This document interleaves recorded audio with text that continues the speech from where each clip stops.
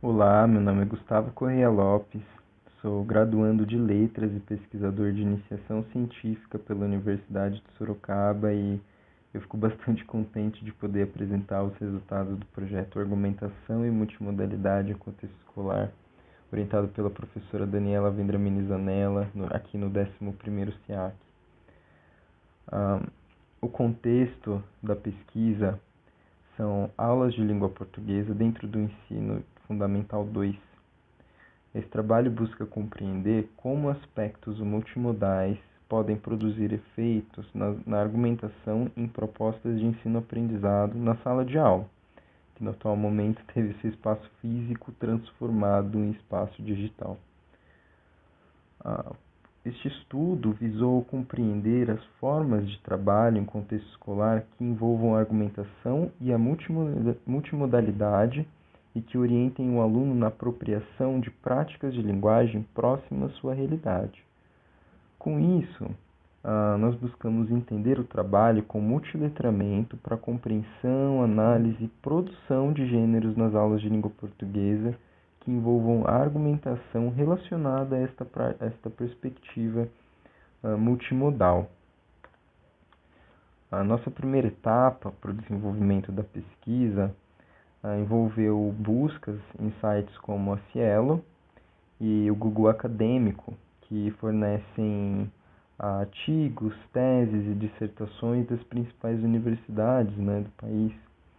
E com isso, combinando as palavras-chave da nossa pesquisa, nós conseguimos diferentes resultados e, a partir desses resultados, nós podemos elaborar os relatórios para as pesquisas e também iniciamos o desenvolvimento de um artigo científico e, enfim, o trabalho tem tido diversos frutos. Multiletramentos e o desenvolvimento do criticismo por meio da argumentação em contexto escolar. Esse tópico ele é bastante importante, pois ele fala de sujeitos. De acordo com Rojo, que se debruça em Canclini, não faz mais sentido a dicotomia social. O que nós vemos hoje são produções letradas em circulação social. Isso é, todo tipo de material produzido foi produzido por alguém. Não faz mais sentido desconsiderar a relevância de uma produção em relação a critérios canônicos. A realidade de diferentes sujeitos, de diferentes camadas sociais, é o que transforma a língua e a linguagem utilizada pelos falantes. É justamente isso que faz a língua ser dinâmica. Atualmente, dentro de um canal que é a internet, diversos contextos que possibilitam a criação de diferentes gêneros por meio da troca existem entre usuários, Por isso não faz sentido não trazer essa realidade para dentro da sala de aula, ainda mais no momento como que nós vivemos. Conforme Calantzes, as identidades têm múltiplas camadas que estão em complexa relação umas com as outras.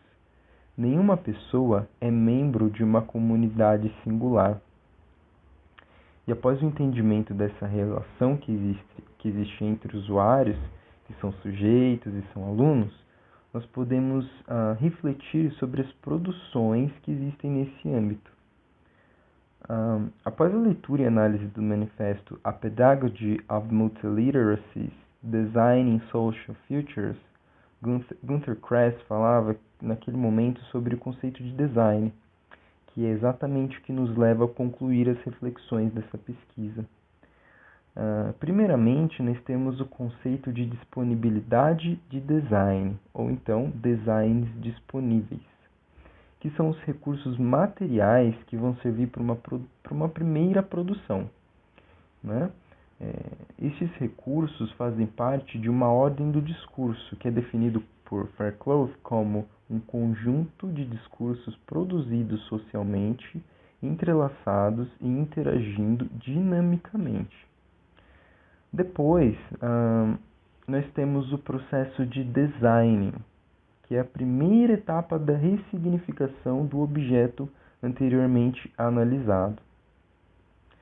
Nós atestamos que essa parte da produção envolve um processo de transformação social. A pesquisadora Fernanda Liberali nos explica que, com as práticas interativas entre os sujeitos, nós conseguimos e nós precisamos entender que sujeitos e a produção desse sujeito é parte dele. Enfim, ela atualiza esse termo para atividades colaborativas. E apunhada em Vygotsky, ela ressalta que esses sujeitos se relacionam com a produção coletiva e colaborativa de significados, de significados compartilhados novos, o que é fundamental para a transformação de uma comunidade. Bom, para terminar, o design é um momento de análise e reflexão acerca de um texto. E lembrando que, nesse contexto, texto tem um significado bastante abrangente. Por fim, nós temos o redesign, que é finalmente o resultado de todo o processo de ressignificação, ou seja, o produto, né?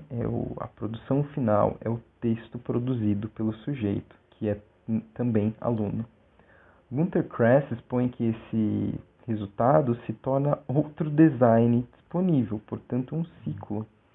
E é por meio dos processos relacionados com o trabalho de ressignificação que o aluno se torna um sujeito crítico.